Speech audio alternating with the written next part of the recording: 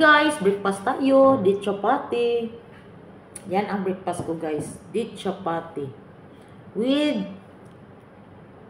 coffee. Tea. Tea di ay coffee. Ayan guys, ang sarap ng date chapati. Yung dates guys, yung tamar, is gawin nyo ng, isos ninyo, tapos isala, tapos ito ang pangsabaw sa harina. Tapos, lagyan nyo ng nado, powder, o yeast, o baking powder. Tapos, imasa na ninyo para siyang donut, pero ganito na. Ang sarap talaga guys.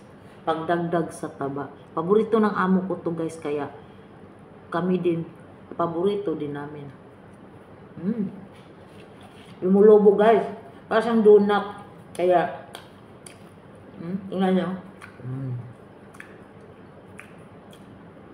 Yan ang date chapati.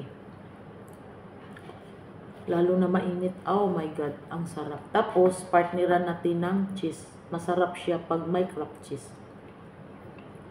Sobrang sarap talaga guys. In fairness. Promise. Try ninyo. Tansahin lang nyo pagmasa. Parang donut. Yes, baking powder, nido milk, powder milk. Pinasan nyo. Ang sarap. Yun lang. Bye-bye. Thank you for watching. Maraming salamat sa nagsusupport sa aking video. Love you guys.